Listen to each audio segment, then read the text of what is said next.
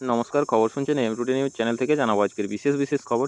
বাছাই করা খবরগুলো পেতে চ্যানেলটিতে সাবস্ক্রাইব করে পাশে থাকা বেল আইকনটি অল করে রাখুন। শুরুতেই হেডলাইন্স। ওয়েস্ট বেঙ্গল প্রাথমিকের 32,000 চাকরি বাতিল, মামলায় তথ্য তলব হাইকোর্টে। গোপীবল্লভপুর 2 নম্বর ব্লকের বাহারুনা গ্রামে পুকুরে মাছ ধরতে গিয়ে জলে ডুবে মৃত্যু হলো যুবকের। দেহ মর্গে পাঠালো পুলিশ। সবকটি মিসাইল ভারতের দিকে তাক করা আছে। 130টি পারমাণবিক বোমা, ভারতকে হুমকি পাকিস্তানি মন্ত্রীর। ওয়েস্ট বেঙ্গল কঠোরতম জবাব দেবে ভারত, ফের হুঙ্কার নরেন্দ্র মোদীর। গোপীবল্লভপুর 1 নম্বর, বিষ খাওয়ার পরে হাসপাতালে চিকিৎসাধীন অবস্থায় মৃত্যু হলো কুলিয়ানার ধরণীধর রানার। দেহ মর্গে পাঠালো গোপীবল্লভপুর থানার পুলিশ। ওয়েস্ট বেঙ্গল সীমান্তে যুদ্ধের আশঙ্কা, প্রস্তুতি নিচ্ছেন কাশ্মীরের গ্রামবাসীরা। গোপীবল্লভপুর 1 নম্বর, পহেলগাঁও হামলার প্রতিবাদে গোপীবল্লভপুরে পাকিস্তানের পতাকা ভুলুণ্ঠিত করে প্রতিবাদ জানালো রামনবমী উদযাপন কমিটি। ঝাড়গ্রাম শহরের ননিবালা বয়েজ হোস্টেল মাঠে আয়োজিত হলো তৃণমূলের মহিলাদের নিয়ে অঞ্চলে আঁচল কর্মসূচি। ঝাড়গ্রাম বাংলা জুড়ে হিন্দুদের উপর আক্রমণ সহ একাধিক দাবিতে মানিকপাড়াতে বিজেপির ধিক্কার মিছিল, উপস্থিত জেলা বিজেপি সভাপতি। ঝাড়গ্রাম কাশ্মীরে 28 জন পর্যটককে নৃশংসভাবে হত্যা করে জঙ্গিরা, হত্যার প্রতিবাদে মানিকপাড়ায় ধিক্কার মিছিল করল বিজেপি। বিনপুর 2 নম্বর, কাশ্মীর থেকে মুর্শিদাবাদ সকল শহীদের প্রতি শ্রদ্ধাঞ্জলি বিজেপির। বেলপাহাড়িতে হলো মোমবাতি মিছিল, উপস্থিত সংগঠনের জেলা সম্পাদক। গোপীবল্লভপুর 2 নম্বর, কেন্দ্রীয় জনবিরোধী নীতি ও ওষুধের দাম বৃদ্ধির প্রতিবাদে রান্টুয়াতে হলো কুলিয়ানা অঞ্চল তৃণমূলের মিছিল, উপস্থিত বিধায়ক। নয়াগ্রাম বিধানসভা নির্বাচনকে পাখির চোখ করতে খড়িকা মাথানিতে আয়োজিত হলো মহিলা তৃণমূলের অঞ্চলে আঁচল কর্মসূচি। বিনপুর 2 নম্বর, ভদ্রপালে আয়োজিত সিপিআইয়ের বেলপাহাড়ি লোকাল কমিটির সম্মেলন। ফ্রান্সের থেকে 63,000 কোটি টাকার বিনিময়ে রাফাল মেরিন যুদ্ধবিমান কেনার জন্য চুক্তি করল ভারত। জম্মু ও কাশ্মীরের পহেলগাঁওতে জঙ্গি হামলার মৃত্যু হয়েছে 25 জন ভারতীয় ও 1 জন নেপালের বাসিন্দার। এই ঘটনার দায় স্বীকার করেছে পাক মদতপুষ্ট জঙ্গি গোষ্ঠী লস্কর-ই তৈবার সংগঠন টিআরএফ। 16টি পাকিস্তানি ইউটিউব চ্যানেলে ভারতে নিষিদ্ধ ঘোষণা করল কেন্দ্রীয় সরকার। পাকিস্তানকে ডিজিটাল পথে জবাব দিল ভারত। 16টি পাকিস্তানি ইউটিউব চ্যানেলকে দেশে নিষিদ্ধ করে ঘোষণা করল নয়াদিল্লি। জওহরলাল নেহরু বিশ্ববিদ্যালয়ের ছাত্র সংসদ নির্বাচনে বড় জয় বামেদের, শক্তি বাড়ালো এবিভিপি। এবার স্বল্প সঞ্চয়ের সুদেও কোপ ইঙ্গিত আরবিআইয়ের। পাকিস্তানে বিস্ফোরণ হতাশার। তদন্তে নেমে প্রত্যক্ষদর্শীদের সঙ্গে কথা বলছে এনআইএ। কুনোই পাঁচচিতা শাবকের জন্ম, এক স্যান্ডেলে পোস্ট মধ্যপ্রদেশের মুখ্যমন্ত্রীর। কেরলের মুখ্যমন্ত্রীর বাসভবন ও কার্যালয়ে বোমা হামলার হুমকি, তদন্তে পুলিশ। মহিষাদলে দুর্ঘটনার কবলে যাত্রীবাহী বাস, জখম কমপক্ষে 22 জন। ইরানে বন্দরে বিস্ফোরণে হত 40, জখম কমপক্ষে 1200। আজ সোমবার শহরে ঝড় বৃষ্টির সম্ভাবনা রয়েছে। বিস্তারিত জানতে আমাদের খবরটি শেষ পর্যন্ত শুনুন। সন্তুষ্ট সিআরএস, বউবাজারে টানেল মেট্রো চলাচলে প্রস্তুত। যাত্রী বোঝাই মেট্রো চলাচলের জন্য পুরোপুরি প্রস্তুত এসপ্লানেড থেকে শিয়ালদহ পর্যন্ত মেট্রোপথ। ইস্ট ওয়েস্ট মেট্রোর সম্পূর্ণ রুটে যাত্রী পরিষেবা শুরুর লক্ষ্যে রবিবার এই অংশে চূড়ান্ত পরিদর্শন করেন commissioner of railway safety Sumit Singhal. দীঘায় জগন্নাথ মন্দিরের উদ্বোধনের দিন বাড়িতে বাসন্তী রঙের ধ্বজা ওড়ান, পরামর্শ সনাতন ব্রাহ্মণ ট্রাস্টের। শুভ অক্ষয় তৃতীয়ার দিন দীঘায় জগন্নাথ মন্দিরের উদ্বোধন নিয়ে রাজ্য জুড়ে মানুষের মধ্যে উন্মাদনা শুরু হয়ে গিয়েছে। সিদ্ধারামাইয়ার পর জঙ্গিহানা নিয়ে প্রশ্ন কর্ণাটকের মন্ত্রীরও। পহেলগাঁওয়ে জঙ্গি হামলায় 26 জন নিরীহ মানুষের মর্মান্তিক মৃত্যুর পর বদলা চাইছে দেশ। জল ও স্থল আকাশে বাহিনীর তৎপরতা তুঙ্গে। আপনারা এতক্ষণ শুনলেন আজকের শিরোনাম, আসবো বিস্তারিত খবরে। বেঙ্গালুরু পহেলগাঁওয়ে জঙ্গি হামলায় 26 জন নিরীহ মানুষের মর্মান্তিক মৃত্যুর পর বদলা চাইছে দেশ। জল স্থল আকাশে বাহিনীর তৎপরতা তুঙ্গে। এরই মধ্যে কর্ণাটকের কংগ্রেসি মুখ্যমন্ত্রী সিদ্ধারামাইয়া জানিয়েছেন তিনি যুদ্ধের পক্ষে নন। তার এই মন্তব্য নিয়ে তুমুল বিতর্ক তৈরি হয়েছে। তার রেশ না কাটতেই সিদ্ধারামাইয়া মন্ত্রিসভার এক মন্ত্রী আরবি তিম্মাপুরের মন্তব্যে বিতর্ক শুরু হয়েছে। আবগারির মন্ত্রী জানান, কেউ গুলি করতে এসে কি ধর্ম বা সম্প্রদায় জিজ্ঞাসা করে এসে গুলি করে চলে যাবে? বাস্তবসম্মতভাবে চিন্তা করুন, হামলাকারী কোনোভাবেই ঘটনাস্থলে দাঁড়িয়ে সকলের ধর্ম জিজ্ঞাসা করে গুলি চালাবে না। এমনকি পহেলগাঁও ঘটনার নেপথ্যে ষড়যন্ত্রের গন্ধও পাচ্ছেন তিনি। কর্ণাটকে কংগ্রেস মন্ত্রিসভার এই সদস্যের মতে গোটা বিষয়টিতে ধর্মীয় রং লাগাতে ষড়যন্ত্র করা হয়েছে। সিদ্ধারামাইয়া ও তার মন্ত্রিসভার অন্যতম সদস্যের মন্তব্যকে হাতিয়ার করে কংগ্রেসকে কড়া ভাষায় আক্রমণ করেছে বিজেপি।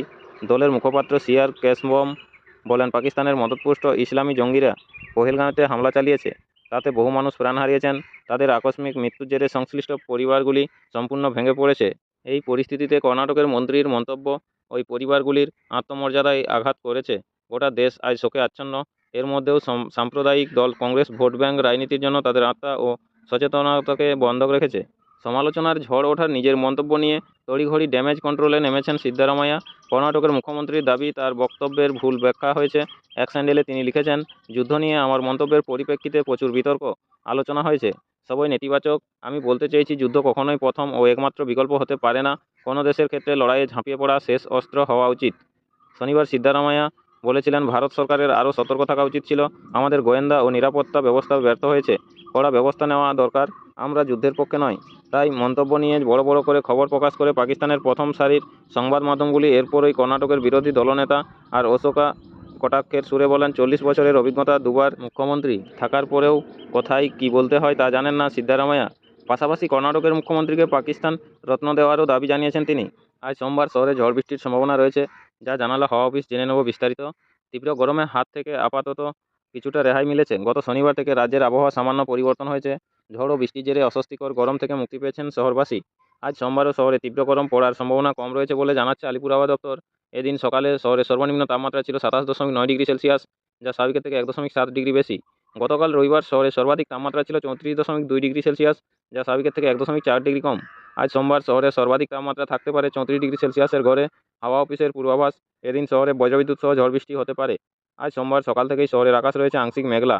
বায়ুপ্রবাহের গতি প্রকৃতি ও বঙ্গোপসাগর থেকে বেশি মাত্রায় জলীয় বাষ্প বায়ুমণ্ডলে ঢুকে তৈরি হচ্ছে বজ্রমেঘ সৃষ্টির অনুকূল পরিস্থিতি। তাই রাজ্যে ঝড় বৃষ্টি চলছে।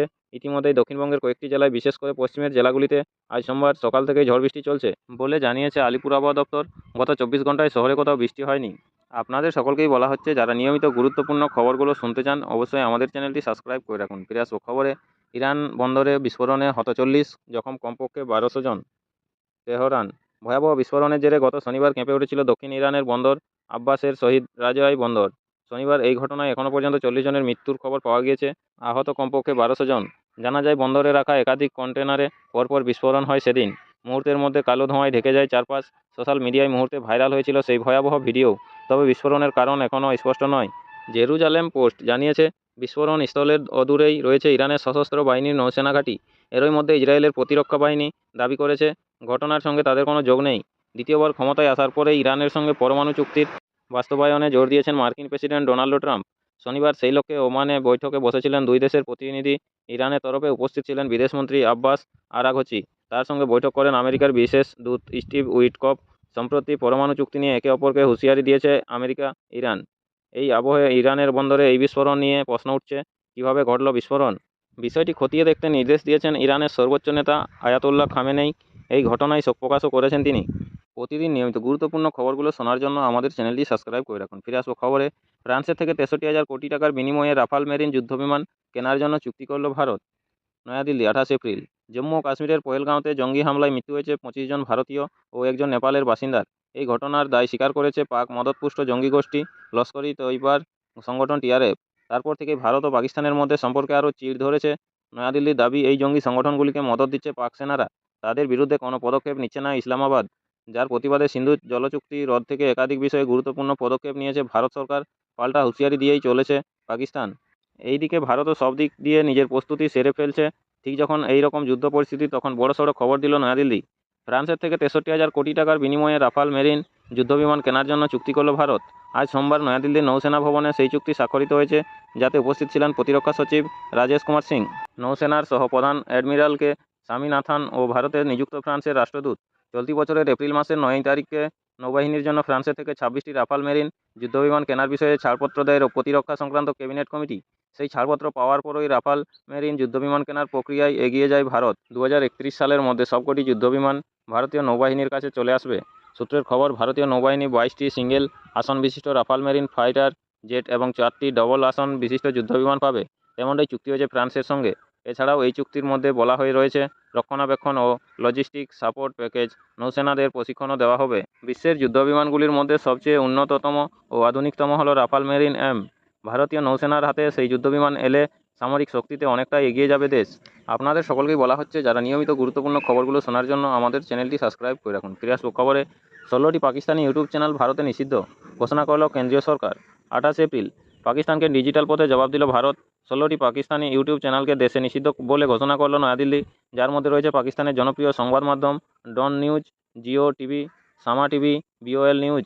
এছাড়াও রয়েছে প্রাক্তন পাক ক্রিকেটার শোয়েব আখতারের জনপ্রিয় ইউটিউব চ্যানেলও, যার সাবস্ক্রাইবের সংখ্যা প্রায় 3.5 মিলিয়ন। ভারতে আর এখন থেকে ইউটিউবে দেখা যাবে না এই পাকিস্তানি চ্যানেলগুলি। কিন্তু কেন এই পদক্ষেপ? কেন্দ্রীয় সরকার জানিয়েছে, জম্মু ও কাশ্মীরের পহেলগাঁওতে জঙ্গি হামলার পর ভারত একাধিক পদক্ষেপ নিয়েছে ইসলামাবাদের বিরুদ্ধে। তারপর থেকেই ভারতের বিরুদ্ধে প্ররোচনামূলক খবর প্রচার করছে এই ইউটিউব চ্যানেলগুলি। পহেলগাঁও কাণ্ডের পর থেকেই ভারতের বিরুদ্ধে প্ররোচনামূলক এবং সাম্প্রদায়িক উস্কানিমূলক বিষয়বস্তুও প্রচার করা হচ্ছিল। ওই চ্যানেলগুলিতে এমনটাই কেন্দ্রের অভিযোগ, মিথ্যা তথ্য দেওয়া হচ্ছে ও ভারতীয় সেনার সম্পর্কেও বিরূপ মন্তব্য করার অভিযোগ উঠেছে ওই ইউটিউব চ্যানেলগুলির বিরুদ্ধে। তাই কেন্দ্রীয় স্বরাষ্ট্রমন্ত্রকের নির্দেশে এই পদক্ষেপ গ্রহণ করছে নয়াদিল্লি। নিষিদ্ধ হওয়া পাকিস্তানি ইউটিউব চ্যানেলগুলির মোট সাবস্ক্রাইব সংখ্যা প্রায় 63 মিলিয়ন। ভারতে নিষিদ্ধ হওয়া পাকিস্তানি ইউটিউব চ্যানেলগুলি হলো Dawn news, Geo TV, Samaa TV, BOL news, ARY news, the Pakistan reference, Samaa sports, GNN, Uzair cricket, Suno news, Razinama. বেশ কয়েকজন পাকিস্তানি সাংবাদিকদের ইউটিউব চ্যানেলও ভারতে নিষিদ্ধ করেছে নয়াদিল্লি। তবে পহেলগাঁও ইস্যুতে শুধুই পাকিস্তান নয়, ব্রিটিশ সংবাদ মাধ্যম বিবিসির বিরুদ্ধেও তোপ দেখেছে কেন্দ্রীয় সরকার। পহেলগাঁওতে জঙ্গি হামলার একতরফা খবরের অভিযোগ উঠেছে বিবিসির বিরুদ্ধে, তাই এই ব্রিটিশ সংবাদ মাধ্যমকে সতর্ক করে দিয়েছে নয়াদিল্লি। এবার স্বল্প সঞ্চয়ের সুদেও কোপ, ইঙ্গিত আরবিআইয়ের। কলকাতা, এবার কি স্বল্প সঞ্চয়ে সুদের হারে কোপ পড়তে চলেছে? রিজার্ভ ব্যাঙ্ক অফ ইন্ডিয়ার সাম্প্রতিক রিপোর্টে তেমনই ইঙ্গিত মিলেছে। তাদের বক্তব্য, বর্তমানে পিপিএফ, কিষাণ বিকাশপত্র, মান্থলি ইনকাম স্কিম বা রেকারিং ডিপোজিটের মতো স্বল্প সঞ্চয় প্রকল্পগুলিতে যে সুদের হার রয়েছে তা যথেষ্ট বেশি। এই সুদের হার যদি চলতে থাকে তাহলে ব্যাঙ্কগুলিতে ডিপোজিটের হার কমতে পারে বলে আভাস দিয়েছে আরবিআই। তেমনটা হলে টান পড়বে ব্যাঙ্কগুলির নগদ যোগানে। দেশের কেন্দ্রীয় ব্যাংকের এই মতামতকে গুরুত্ব দিলে স্বল্প সঞ্চয় প্রকল্পগুলিতে সুদের হারে কোপ পড়তে পারে বলে মনে করছে বিশেষজ্ঞ মহল। কী বলছে রিজার্ভ ব্যাংকের রিপোর্ট? 2025 সালের এপ্রিলের গোড়ায় বাণিজ্যিক ব্যাংকগুলিতে যে ডিপোজিট জমা পড়েছে তার বৃদ্ধির হার 10.4%। এক বছর আগে সেই বৃদ্ধির হার ছিল 13.3%। অর্থাৎ ব্যাংকগুলিতে জমা টাকার হার যতটা বৃদ্ধির আশা করা হয়েছিল তা হয়নি, কারণ মানুষ ব্যাংকে তুলনামূলক কম সঞ্চয় করেছেন। পাশাপাশি আরবিআই বলছে, এদেশে স্বল্প সঞ্চয় প্রকল্পগুলির সুদের হার কত হবে তা নির্ভর করে সাধারণত সরকারি বন্ডের সুদের হারের উপর। যে ফর্মুলা ধরে সেই হিসেব হয় তাতে দেখা যাচ্ছে স্বাভাবিকের তুলনায় প্রকল্পভেদে সুদের হার 0.16% থেকে 0.66% পর্যন্ত বেশি। সম্প্রতি পরপর দুবার রেপো রেট কমিয়েছে আরবিআই। এই রেপোর উপর নির্ভর করেই সাধারণত ঋণ বা আমানতের সুদের হার নির্ধারণ করে থাকে ব্যাঙ্কগুলি। আরবিআইয়ের দাবি, রেপো রেট কমে যাওয়ায় ব্যাঙ্কগুলির ডিপোজিট বা আমানতের উপর সুদের হার কমানোর পরিস্থিতি বা সুযোগ তৈরি হয়েছে। এক্ষেত্রে স্বল্প সঞ্চয় স্কিমগুলিতে যদি বাড়তি সুদের হার জারি থাকে তাহলে ব্যাঙ্কগুলির ওপর চাপ বাড়বে, কারণ মানুষ তাহলে ওই স্কিমগুলিতে বিনিয়োগ ঝুঁকবে। ব্যাঙ্কগুলি রেপো রেটের উপর নির্ভর করে আমানতের সুদের হার নির্ধারণ করলেও স্বল্প সঞ্চয় প্রকল্পগুলিতে সুদের হার নির্ধারণের সঙ্গে এর সরাসরি কোনো সম্পর্ক নেই, কারণ স্বল্প সঞ্চয়ের সুদের হার নির্ধারণ করে কেন্দ্রীয় অর্থমন্ত্রক, রিজার্ভ ব্যাঙ্ক নয়। কিন্তু দেশের আর্থিক পরিস্থিতি নিয়ন্ত্রণে যেখানে আরবিআইয়ের পদক্ষেপ অত্যন্ত গুরুত্বপূর্ণ, স্বল্প সঞ্চয়ের সুদ নিয়ে তাদের উদ্বেগের বিষয়টি এড়িয়ে যেতে পারে না কেন্দ্র। 3 মাস অন্তর স্বল্প সঞ্চয়ের সুদের হার ঘোষণা করে কেন্দ্রীয় সরকার। বিগত 1 বছরের বেশি সময় ধরে তারা এই প্রকল্পগুলিতে সুদের হার অপরিবর্তিত রেখেছে। গত 1 এপ্রিলের ঘোষণা অনুযায়ী আগামী 30 জুন পর্যন্ত সেই সুদের হার জারি থাকবে। 1 জুলাই থেকে পরবর্তী 3 মাসের জন্য ফের সুদের হার ঘোষণা করবে অর্থমন্ত্রক। সেক্ষেত্রে তারা যদি আরবিআইয়ের উদ্বেগকে মান্যতা দেয় তাহলে সুদের হার কমতে বাধ্য, বলছেন বিশেষজ্ঞরা।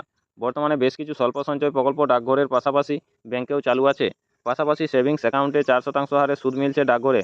এই স্কিমে বহাল থাকলে ব্যাংকগুলির নিজস্ব ফিক্সড ডিপোজিট বা সেভিংস অ্যাকাউন্ট জনপ্রিয়তা হারাবে বলে মনে করা হচ্ছে।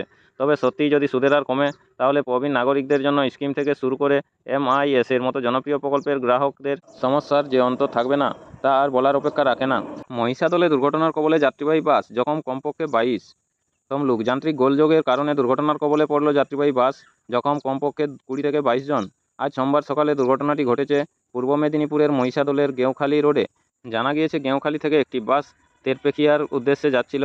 মাঝপথে গেঁওখালিতেই টালিভাটার কাছে দুর্ঘটনার কবলে পড়ে যাত্রীবাহী বাসটি। বাসের স্টিয়ারিং কেটে যাওয়ায় নিয়ন্ত্রণ হারিয়ে সেটি রাস্তার ডান দিকে থাকা একটি সেলুন ও নির্মীয়মান দোকানঘরে গিয়ে ধাক্কা মারে। খবর পেয়ে ঘটনাস্থলে যান বিধায়ক তিলক চক্রবর্তী, স্থানীয় নাটসালের প্রধান শিবপ্রসাদ বেরা। স্থানীয়দের সাহায্যে দুর্ঘটনাগ্রস্ত বাস থেকে যাত্রীদের উদ্ধার করেন তারা। খবর পেয়ে ঘটনাস্থলে পৌঁছায় পুলিশও। জখমদের মধ্যে 14 জনকে প্রাথমিক চিকিৎসার পর ছেড়ে দেওয়া হয়েছে। 10 জনকে মহিষাদল গ্রামীণ হাসপাতালে ভর্তি করা হয়েছে। তাদের মধ্যে 4 জনের জখম গুরুতর। সেই গুরুতর জখমদের মধ্যে 2 জনকে তমলুক মেডিকেল কলেজে স্থানান্তরিত করা হয়েছে। এখনকার মতো স্থানীয় সংবাদটি এই পর্যন্তই। পরের সংবাদ পেতে চ্যানেলটিতে সাবস্ক্রাইব করে পাশে থাকা বেল আইকনটি অল করে রাখুন। সবাই ভালো থাকুন, সুস্থ থাকুন। দেখা হচ্ছে পরের আপডেট খবরটিতে। নমস্কার।